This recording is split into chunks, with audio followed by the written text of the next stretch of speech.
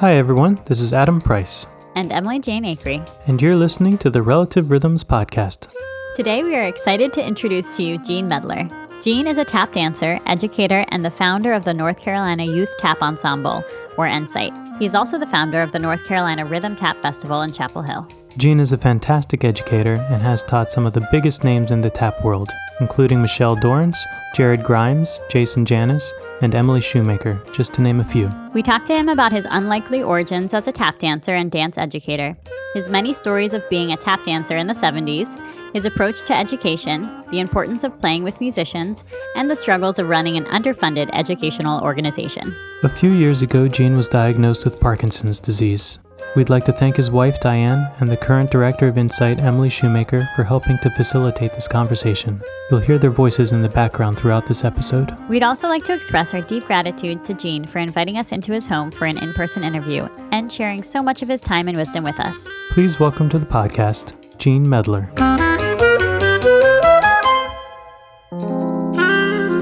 Gene Medler, thank you so much for being willing to chat with us today and hang out. We're super excited to be here with you. Well, thanks for the opportunity. Yeah. This is great. Usually we start the podcast with asking our guests how they first came to their art form and how they decided to pursue it as a career. Your superhero backstory. Yeah. Well, I auditioned and got into a show called The Adventures of Ronald Radio. And it was a very similar situation as there is right now in my living room. The Adventures of Ronald Radio. I think it's South State Video. I don't know if they exist still. And briefly, the plot is an alien from outer space. I don't know if it's for real. It was just kooky enough to grab my interest.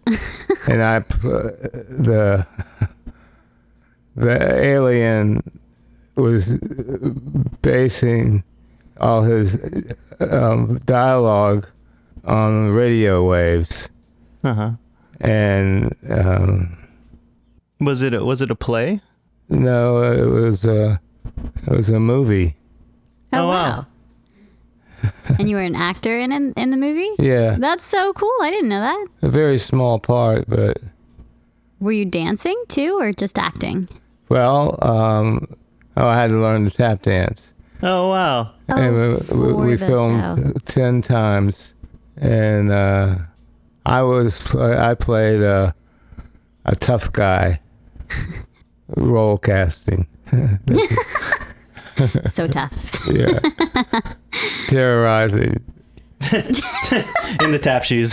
Terrorizing tap shoes of Gene Medler. It's floating around out there somewhere. Oh, we'll That's have to awesome. find it. Yeah, we definitely have to find it. Oh, yeah. Right now. Ronald Radio. So that was the first time you ever put on tap shoes. Yes. And that Wow. was later in life, right? You were what, 28 years old. Oh, wow. And from there, you're like, this is it. Well, my father tap danced. Oh, I wow. didn't know that. He was a baseball player and the tap dance. So I figured, well, it's good enough for Dad. It's good enough for me. That's awesome. That's cool. Saturday morning he'd be repairing the lawnmower.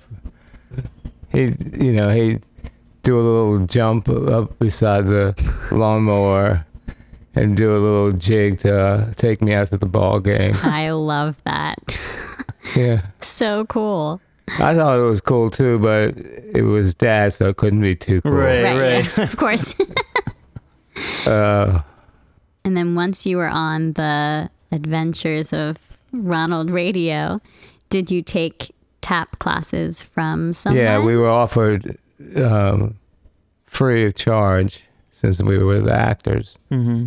Do you remember who you took lessons from? Ronnie Sue Mandel, who had a small studio where Granville Towers is now. You grew up in North Carolina here? I grew up in Chevy Chase, Maryland. Oh, okay. And then at high school, my dad remarried. And came down here? Yeah, and we Okay. moved to Asheville. Oh, nice. Oh, cool. And then I spent 3 years in high school. And then I applied to Carolina and got in. And Nice. that was in 1967. Mm-hmm. What did you get your degree in? I started as a philosophy major. Oh, wow. Wow. Well, what was left for me, I was doing a waltz clog to take me out to the ball game.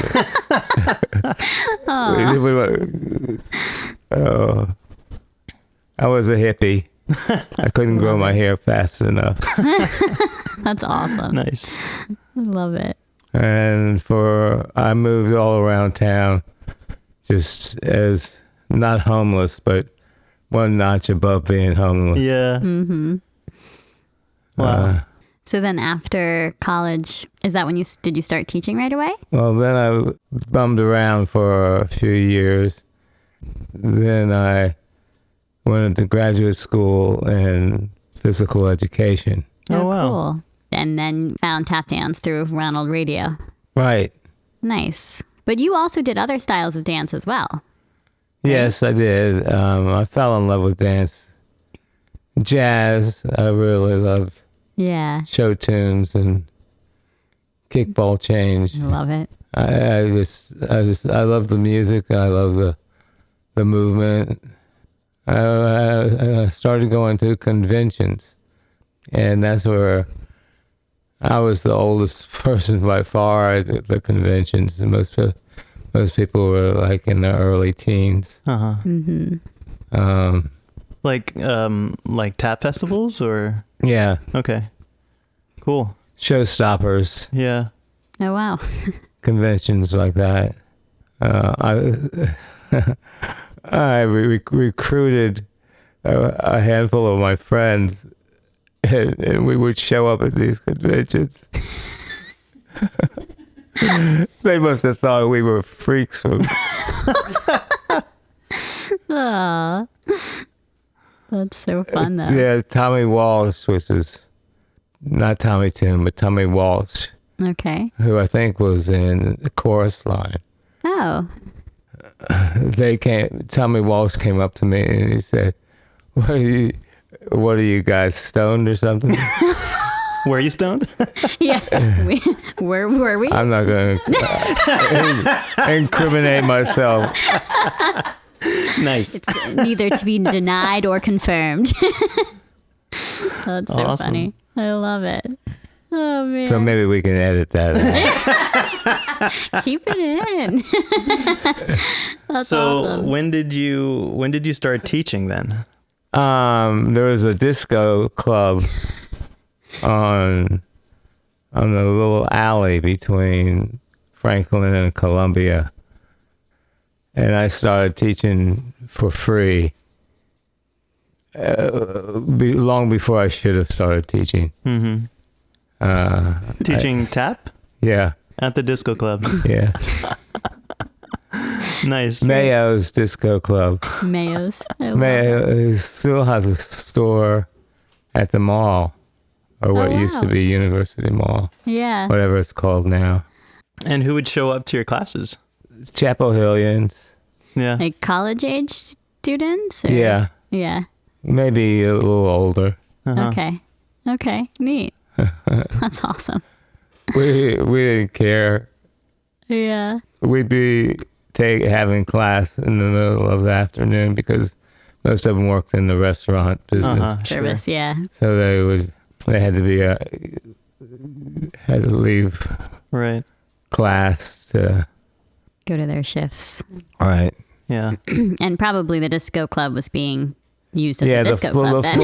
the floor would be flashing like a disco, Yeah, yeah. That's so. like John Travolta. So love did you tap dance to disco music? That's Yeah. the question. Yeah. Of course. Of course. Of course, I love it. That's awesome. in the interim, it gets a little fuzzy. Sorry, I'm flashing back. Reminiscing. What's left to reminisce?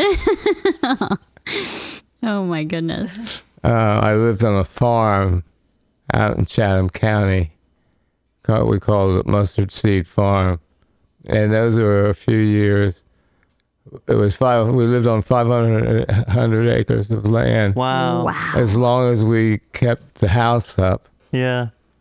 which meant getting plumbing and electricity. Right. We would get up early in the morning and go milk the cows for them. Oh my gosh. Talk about a tripped out scene. But then I had hair down to my waist. No kidding. Wow. Wait, so if you're living on this farm and teaching tap classes for free At a disco. at the disco, did you do anything like for money, or you didn't really need it because you were living on this farm basically for free? I needed it, but I really don't know how. How you made it? I worked at the Carolina Coffee Shop, Oh, cool. Neat. and I think I hold the record for being fired from a restaurant. I just didn't take it seriously. Yeah. Yeah. Emily's laughing at me. She didn't know this.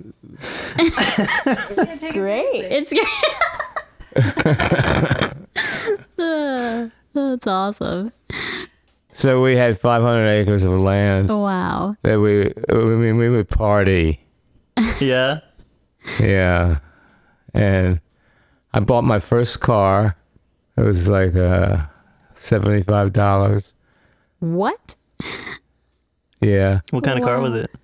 It was one of those push button drive. I can't remember the make of it, a Dodge or something. Huh. Yeah. But it was push button drive. So I didn't have a license plate or anything. So I have to drive it to the outskirts of town. And then hitchhike into town. And then in the evening, it was time to go home. I'd hitchhike back to the car. Oh my goodness. I love that. Wow. This is amazing. We drive that. It was like a tank. Nice. Oh my god. We drive that thing through cornfields and Nice. dirt roads. Wow. And then I just abandoned it. Oh. Yeah, it's Somewhere in the middle of the cornfield. Still on the side of the road. Wow. Yep, it's there. That's so funny. So, I mean, here you are living your best hippie life, and at some point, Yeah. you decide to hold down a job and teach tap dance to children, no less. Yeah. Well, I took a job from a friend as a house painter. Okay. And that's what I was for maybe 4 or 5 years. And he paid a decent wage. And Noel Grady Brown, who opened a studio called Dance Design. No, that was the store. I can't remember the name of the studio. But it was behind the American Legion hut Okay. down on that side of town. So when did you start the youth company? 1982. Okay. Why did you even decide to do that? What sparked that? Well, going back to Noel Grady Brown, she hired me to teach tap. Mm-hmm. And then I was a male dancer, so it was good for business. Yeah. And then I started teaching in other places, and it just grew season after season. Mm-hmm. And I really should not have been teaching, but I was having so much fun doing it. Yeah. It was feeding my ego, and I loved movement and the sound. And of course, I would reminisce about my dad. Yeah. Mm-hmm. He was a traveling salesman when he wasn't playing baseball. Well, I have it flipped in my mind. I wasn't born when Dad was playing baseball, and then he had kids. Mm-hmm. I've got 3 older sisters. Mm-hmm. Okay. Kind of put a squash on the baseball playing. Yeah. Yeah. I have that picture of the first company. Oh, you do over there? Oh, wow. Oh, that's cool. Cool. Wow. Is this you? Yeah. What happened to the long hair? After the long Wow, that is cool. Once he got a job, then he... Yeah, he had to look Can I see you? respectable. Yeah. You were in graduate school. Yeah, I was in graduate school. That's awesome. That's me in the center. Yeah, 5 boys and 5 girls. Oh, Wow. wow. And I can still remember all their names. Right. Were you? Yeah. 28. Oh, so you started pretty quick. Started teaching pretty quick after you learned. Yeah. Wow. That is so cool. I just tried to keep an open mind and not let my ego get in the way, Yeah. which it did most of the time, to be perfectly honest. You were probably about 35 by the time you started the company. Yeah. So was the company different than teaching like tap classes? It was like a separate kind of thing? Like, did you teach tap and you also taught this like tap company, or was it kind of just one and the same? It was one and the same. Okay. And it had a different name. What was the original name of it? Triangle. The first name was the Children's Tap Company. The Children's Tap Company. TCTC. Okay. Nice. And that's TCTC. Okay. Okay. When did it change to? Well, we added on to it to the Triangle Tap Company. Uh-huh. So there were 2, the Children's Tap Company and the Triangle Tap Company. And I did that because the Children's Tap Company got older. And they didn't like being called the children. children's I see. anymore? Yeah. And then Diane, my lovely wife, ended up with the final name because she was sitting right where she's sitting now, I think. Weren't you? Sitting at your desk? And you were like, don't give me this, don't ask me to do this, something like that. And I knew once I had sparked her interest, it was, I didn't have to do a thing because I knew. She'd run with it. Yeah, she'd run with it. That's a good way of putting it. So then she came up with the North Carolina Youth Tap Ensemble. Yeah, very quickly too. And you came up with, It was our I think Afton, I want to give Afton credit for it because I think she might have been the one to be the first one to yell it on stage Doing the Yeah. gumboot dance. during Gumboot. Yeah. Wow. And then it just became something because she made it something. And then Yeah. I can't believe it has continued. Stuck for... Yeah. Yeah. You know. No. Yeah. So, Jean, you have truly created such a legacy and built a program that has inspired so many professional humans, performers, and, tap dancers and other kinds of professional artists. What do you think? I mean, because there are youth companies all over the world, right? And I think that yours is really unique in that so many professional artists have come out of it. Do you have any thoughts about maybe why that is? I think probably the dancers that are the most successful are the ones that are willing to take a risk early on in their career. I have this conversation with Michelle from time to time because she thinks that I never condescended to any of them. And I've had this conversation with Diane, is that if you took a dancer that I trained that they would look awkward, but 3 or 4 years down the road, he'd walk into the studio and that would be the most well-rounded student. But that's my ego talking. Well, learning to be perfectly honest with yourself is difficult to do. Mm-hmm. I mean, whether you want to blame it on your ego or not, there's you've clearly created something that puts out really impressive, high quality artists, and I think that's a dream of a lot of educators, whether you're in dance or music, being able to, I don't want to say create, but to train professionals, to train people to a professional level so they can go out into the world and create careers on their own. Do you have any suggestions on how other educators can be as successful as you are with your company? Well, we all find our own pathway. I quote a lot of people because they say things well, or they speak the truth. Mm.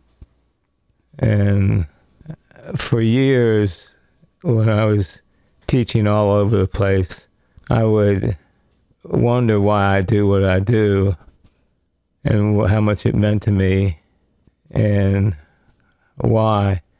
And, I reflect back on my dad.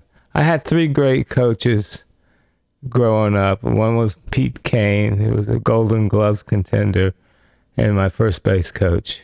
And then there was my dad, who taught me how to play catch. Mm-hmm. So that's the beginning. And then Ron Miller, who recently passed away. He was my fencing coach for 50 years, who taught me consistency and a lot of little things. Ron was a heck of a guy. What's the thing you say most when people ask you what you do for your students? Open as many doors as I can and get out of the way. I think almost, and you can tell me if I'm way off base here, but it almost is really beautiful that I know you say like my egos keep getting in the way, but if anything, I feel like it's almost like you didn't take yourself too seriously in a way. Like I think when we as educators come into something and say, well, my students have to become professionals, or I have to hit all these bars, and we come in with preconceived expectations of what we want for our students, as opposed to letting our students discover that for themselves. And I think maybe because of your later coming to the dance and not having all those preconceived notions, that opened up doors and possibilities, because you let your students come to them on their own. Maybe I'm reading into it, but I feel like when you were describing your kind of teaching around and learning as you were teaching, right? Learn as we earn. Right. That was a painting company that I had for a while called Fresh Coat Painters. We take the paint out of painters. Yeah. You gotta have fun with it, Right. Well, I think that's it too. I think having fun with it and not taking yourself too seriously allows your students to be who they are and not take themselves too seriously, or have so much pressure. Michelle came up to me last time she was in town. She said, people think that you taught me or gave me the expression, dance to express, not to impress. She said, you one time you asked me to be a little zany. And she was worried so much about the step, she was forgetting about expression. I've had conversations with people sometimes where it's like, we can be so concerned about the technique and getting the technique right that we forget about whether it's, communicating or being in community with fellow dancers or fellow musicians, or the like kind of origin of why we all dance, right? Is that communication and the community and the expression and the joy that we focus so much on getting the technique right that it can kind of steal the joy. And I feel like you are good at infusing joy back into it. And like you said to Michelle, to be a little zany, I think that's perfect. I think as teachers, sometimes we get so concerned about technique that we forget to make sure our students are still remembering why they're there. Yeah. Mm-hmm. I always appreciated how you always use live music in your shows. And I know NCYTE's performed with tons of musicians throughout its time. Do you have any thoughts about connecting the music and the dance? No, I think I was pretty much caught up in Latin music for a long time because I wasn't swinging. And I knew what I was supposed to do, but I couldn't do it as easily as my students could. Oh, interesting. But I just, kept my mouth shut. Didn't teach what I didn't know. And just kept my eyes open and try to get better myself. I mean, we all learn from our students. Why did you decide to use live music in all your shows? I don't know. It seemed like the thing to do. Going back to when you first started teaching, you said you had no business teaching when you started. Is that because you were still learning yourself? Yeah, I was just making up mindless drills. 3 shuffle ball changes on the right and shuffle step. 3 shuffle ball changes on the left and the shuffle step. And how often do you have to do that? And there comes a time when you have to find a way to let the student grow beyond your abilities to perform or execute. When a student gets to that level that exceeds your skill level or your knowledge base, how do you continue to teach them and encourage them to grow?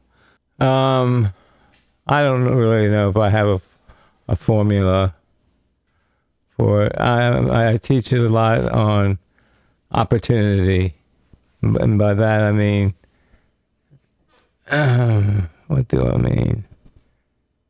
Class might start before class starts. If I walk in, I try always to practice what I preach. To walk in the classroom that I'm on time.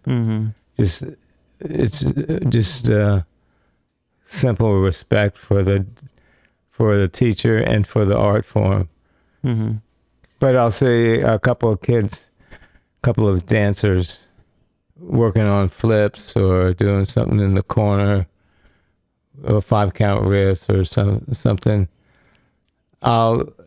If there's enough students at that point in time showing an interest, I'll nurture it right then and there, and not force them to go into what I want them to do at that point in time. I take the opportunity at that point in time. They're excited about doing what they're doing, rather than having the grown-up channel them.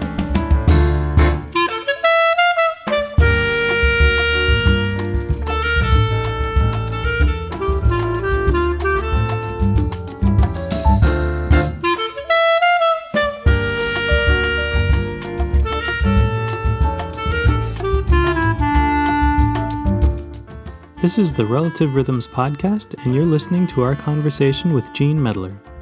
This podcast is a labor of love, and we are currently supported entirely by our listeners. If you like what you hear, you can help support our work by subscribing to our Patreon. By doing so, you gain access to all of our uncut interviews and extra content. You can sign up at patreon.com/relativerhythms. You can also support us by rating and leaving us a review wherever you are listening, and by following us on all the socials at Relative Rhythms. Thank you again to all our Patreon supporters. We wouldn't be here without you. Thanks for tuning in, and now back to our conversation with Gene.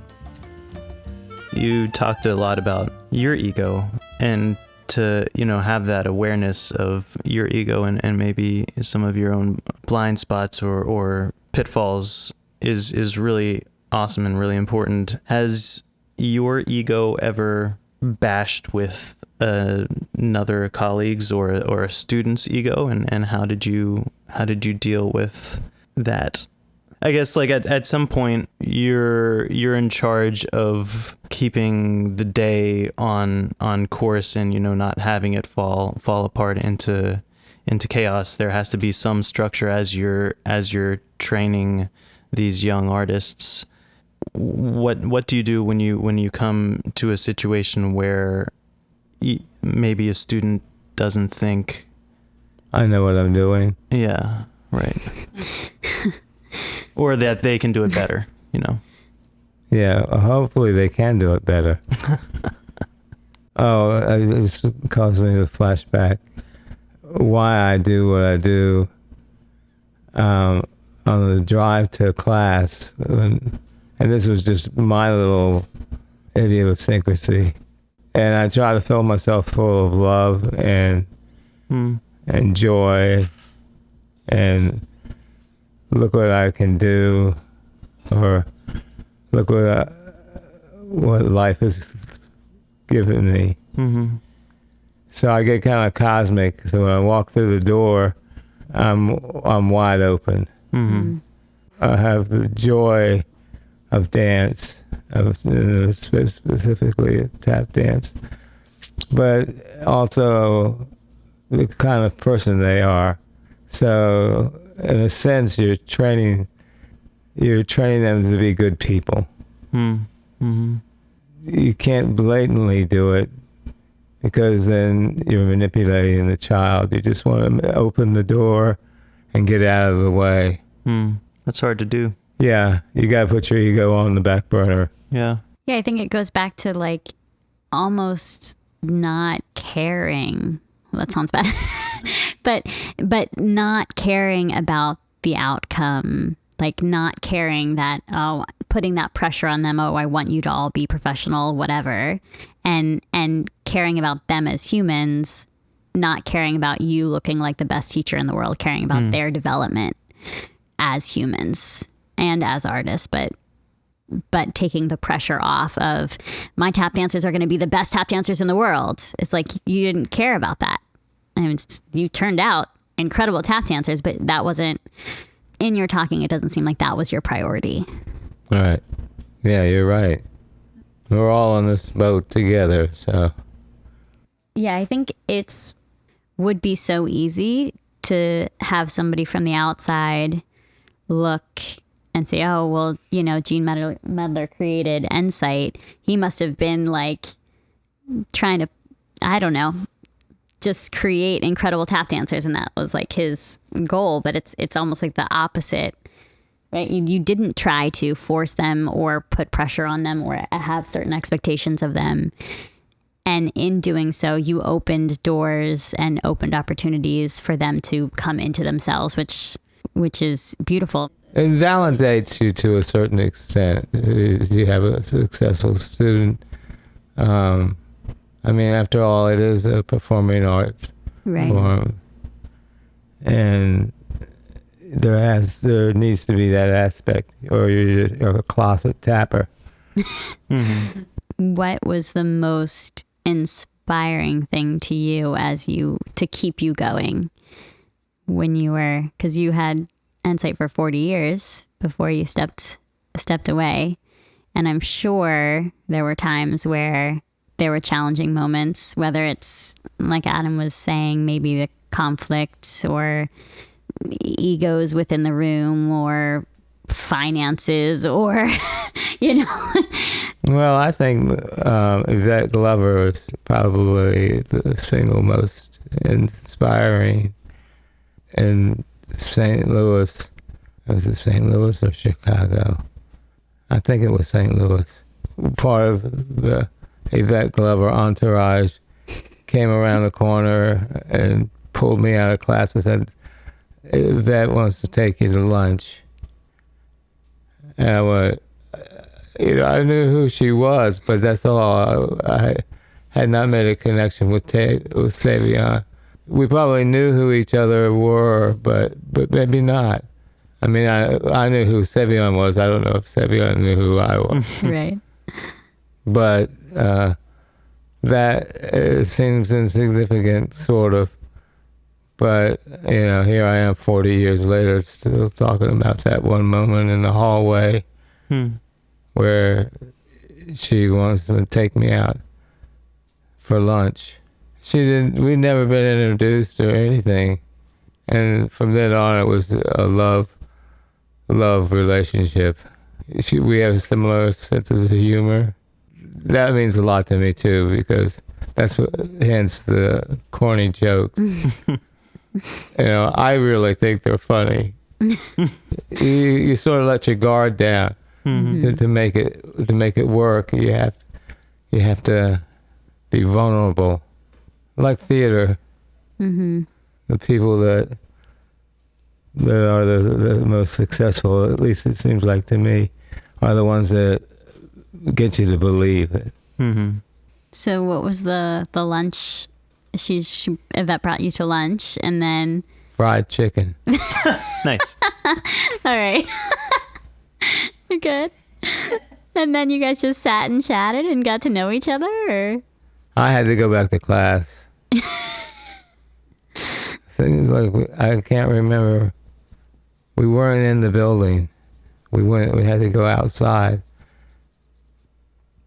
And so she became inspiring to you as you continued her support. Yeah, we had her here almost constantly from that point on.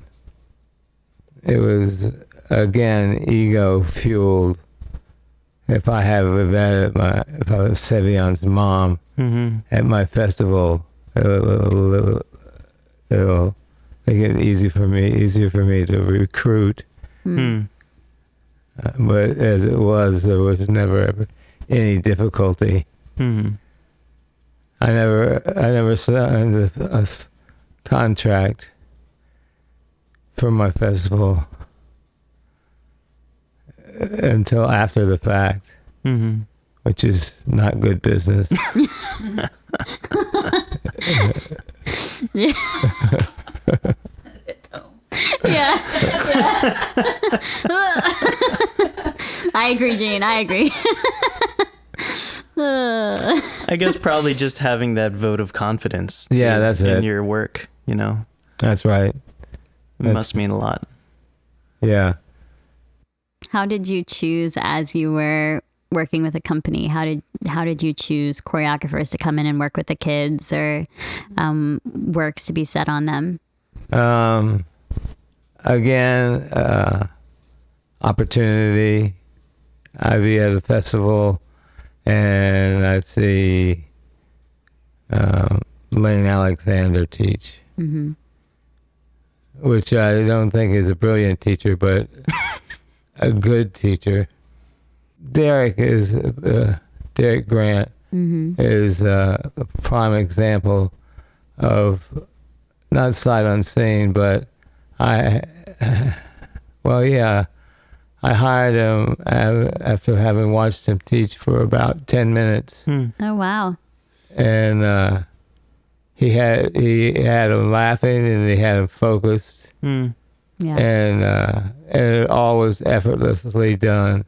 And when he felt he needed to explain something, he explained it. And when he didn't, he didn't.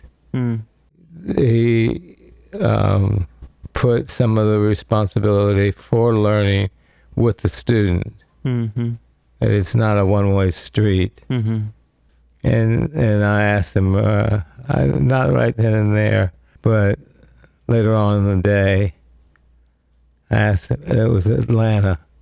It was a huge festival. Well, anyway, Derek, I thought was a natural teacher. He wasn't trying to show off. Everything seemed genuine. He had the dreads going. I was sort of caught up in that, thinking, wow, what a cool guy. Well, He is a cool guy. He's a very cool guy. Yeah, he's a very cool guy. and he because of that 10 minutes, I'll use him every time he'll come. Wow. How have you dealt with the economics of running a company? Because I know you don't charge the kids to be in it, but you obviously have to, pay for guest artists to come down and things like that, and any trips to go on. And how does the money end work of running a company like that? I don't know. I really like Yeah, tell us more. I don't know. I mean, I paid for some of it. Just out of your pocket. Yeah. Yeah. So sustaining it is the hard part. Mm-hmm. Adam and I have this conversation too all the time. Like, we are maybe so passionate about something that we want to just give it away for free, which is what you did with NCYTE, right? You just gave it away for free. But then on the opposite side of that, we're like, and yet we don't want to. Sometimes by giving things away for free, it makes it seem like it's not worthwhile, or we're not holding it to the same expectation. And it's also like, at the end of the day, we have to eat. Right? So we have a hard time of like, well, how do we charge for things that we produce? How could we want everybody to have this knowledge. We want to give it away, and yet we still have to support ourselves. And you did really. I mean, you were so incredibly generous with the way you created NCYTE. Well, I've had nothing but positive. I wish I could say it was a struggle. It was a struggle, but it was something that I brought on myself, not knowing what to do financially. $20 was a lot of money back in the day. Mm-hmm. Mm-hmm. Now $200 is not a big deal. Right. Robbie Link, our bass player, or not our bass player, but a bass player, Mm-hmm. and a really cool guy. Yeah. I was hiring musicians to play for the jam session. Oh, and Robbie said, Gene, I don't get out of bed for $50. And I went, Right. well, that pretty much shoots the budget. No. Oh. And it was goodwill, It was just, you want me to do it for $50? I'll do it for $50. Mm-hmm. I made a joke out of it, but it's really not funny. The society has to be able to support their artists. Yeah. And I think it's okay to have a sliding scale. What works for one person is not going to work for the other. Mm-hmm. I remember I did a gig. I danced solo Route 66 for a Girl Scout troop. And they paid me $300 Wow. for 2 minutes. Oh, wow. And then I thought, yeah, it's 2 minutes, but there's 20 hours. Yeah. Sure. Right. Prep work. Yeah. Yeah. Although I don't know, maybe I should start hitting up the Girl Scout circuit. Who knew there was so much money there? It was at Meredith, No. Uh-huh. and it was outdoor, Uh-huh. and it was on plywood Yeah.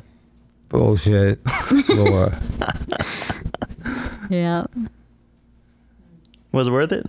Well, yeah, I learned from the experience. Yeah. I like what Robbie said about I don't get out of bed for $50, for $50. Like knowing what you're worth and knowing that it's okay that there's a sliding scale. The Girl Scouts might be able to pay you $300 and another community show you do might not be able to, but knowing what your worth is, knowing what your your like threshold is or baseline is to be able to share. And then if you get paid more, that's great. But having a threshold, I think is cool. What's the craziest gig you ever had? Domino's Pizza. Dressed up as a giant pizza box. What? Tap dancing giant pizza box? Yeah. Oh, man. Like on Franklin Street or? Yeah. Jeez. I had to think right across from Cook's Corner. Wow. Yeah, it's still there. That Domino's Pizza place Oh my is still there. gosh. Just outside on the sidewalk? Yeah. Inside. Oh. I think. Yeah, I remember what tickled me was I had to push play. It was tape decks. Uh-huh. Mm-hmm. And I had to push with my toe. Oh. Because I couldn't get I was in a pizza box. Oh my goodness. Wow. Wow. Well, you got to have a sense of humor about it. Yeah. NCYTE, funded by Domino's Pizza. Oh, that is wild. It was part of the promotional opening. Yeah. Oh, okay. I'd like a recording of that. Is there a performance that NCYTE did or that you remember that you recall as like an incredible or momentous moment for you or for the company? Black Orpheus. Michelle's first big solo, improv solo.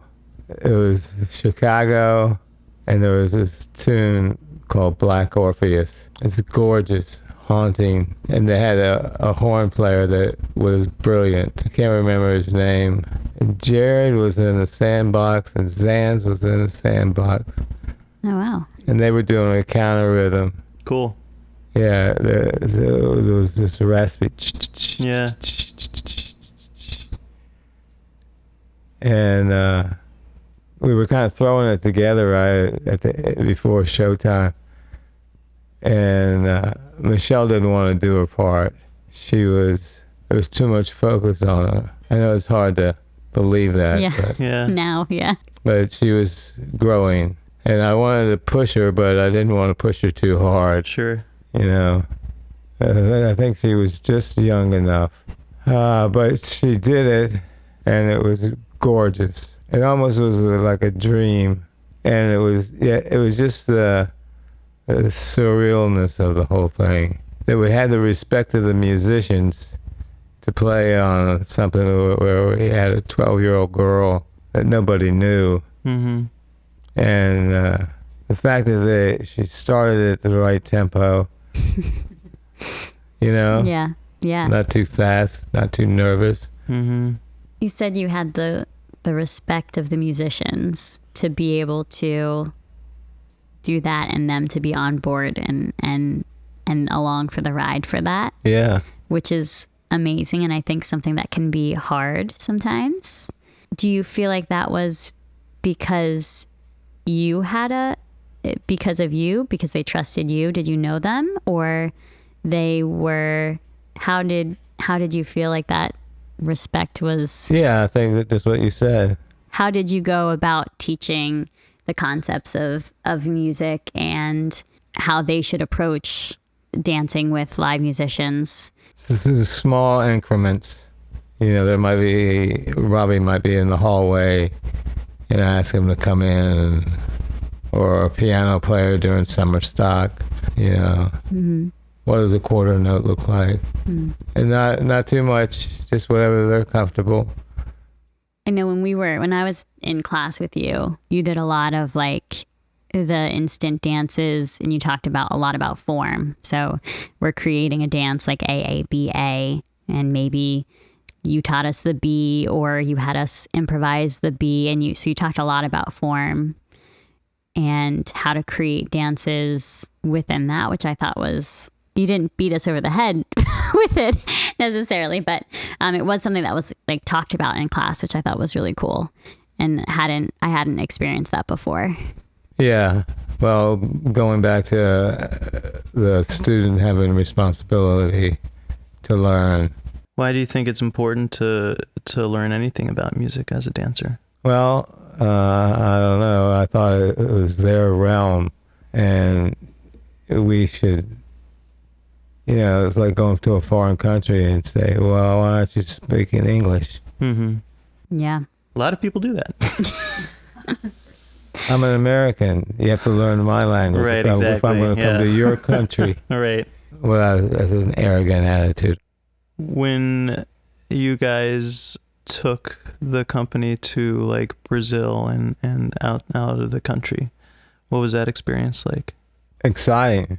As I got older, I was more tuned to handing out responsibility To members of the company? Yes. Uh-huh. And as long as they were honest with me and make good decisions, then I give them more freedom. Mm-hmm.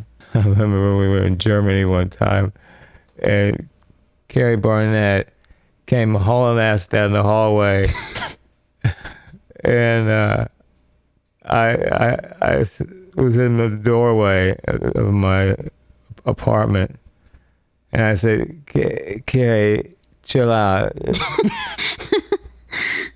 It doesn't matter if you're 5 minutes late. And she was, instead of lollygagging in, they had gone on a walk, Mm-hmm. her and somebody else, Kelly maybe. Was there a moment in your time with NCYTE that you were like, oh, we're legit? Like, oh. Too legit to quit. You're too legit to quit. Like, let's go. Like, was there a moment where you're like, oh, wow, this is actually, we got something here. Like, this is. Like a made it moment? This is happening. Yeah, maybe a made it moment, or a moment where you were like realizing this is working. No, I don't think there was ever and Michelle and I have talked about this too. Like when did we become legit? Right. I don't know. I can't pinpoint any one season. Mm-hmm. It's just like this just seemed the right way to go at this point in time. Mm-hmm. Just kept going. Too legit to quit. Yeah. That would be a good title for a show. There we go. It's the alumni show. I love that. There yeah. you go. Yeah. Nice. Too legit. Yeah, that's awesome. There you go. I'm ready. Yeah.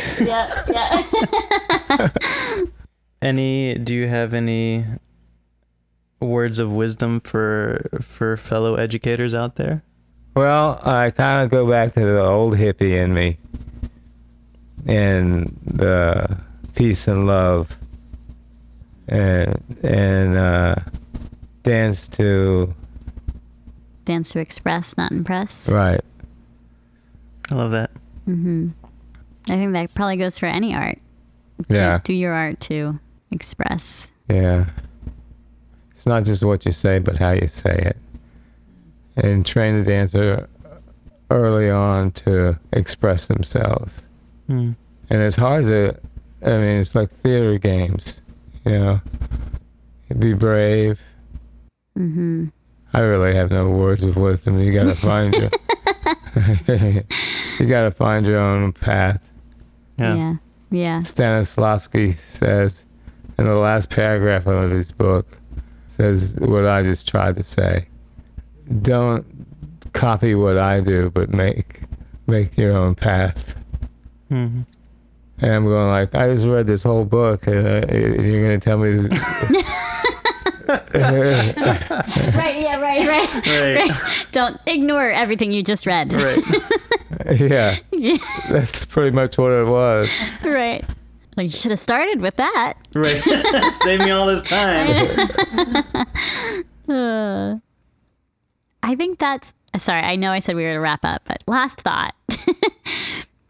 I think in today's age, it's so hard to teach that because people are in this like copy, like, they see something on social media or they see something online and they want to copy it, right? I want to learn this. So I want to learn this next and I want to learn this next, which is good. But to remember that that's nothing without being able to use it and make it your own. Yeah. So it's I think it's a hard line to walk as a teacher. Like a constant state of comparison instead of creation. Right. Yeah. Right. Yeah. So learning how to foster that creativity instead of the comparison. It's a good thing to remember, Gene. I remember talking to Charlie Atkins, who became a close friend. He liked white fish and white wine. But he spent some time in North Carolina. But he said, you go to California and they're dressing differently. And you go to North Carolina or you go to another city, and he said, I like that. I don't want to go to California and have them wearing the same jacket as, rather than try to fit in.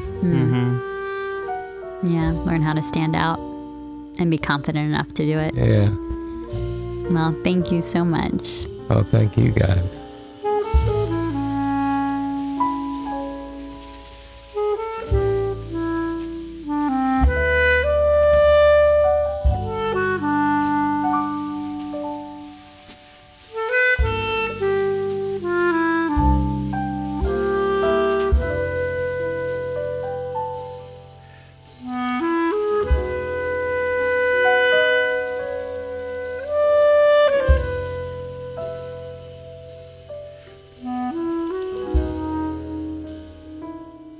You've been listening to our conversation with Gene Medler of the North Carolina Youth Tap Ensemble. You can find out more about Gene and NCYTE at NCYTE.org. If you liked your conversation today, please follow and leave a rating or review wherever you are listening. And if you'd like to support our work, you can do so on our Patreon, where we catalog our full, uncut interviews. Our opening theme, For the Love of It, was composed by Adam. Our mid-roll was Chameleon Colored Eyes, and our outro is The Girl in the White Dress, both off of Adam's album, House Ghosts. Don't forget to follow us on all the socials at Relative Rhythms, and feel free to send us a message through our website, relativerhythms.com. Thanks again to Gene for being so generous with his time and knowledge, and to his wife Diane and Emily Shoemaker for helping facilitate this conversation. We are deeply grateful. Thank you for tuning in, and we'll see you next episode.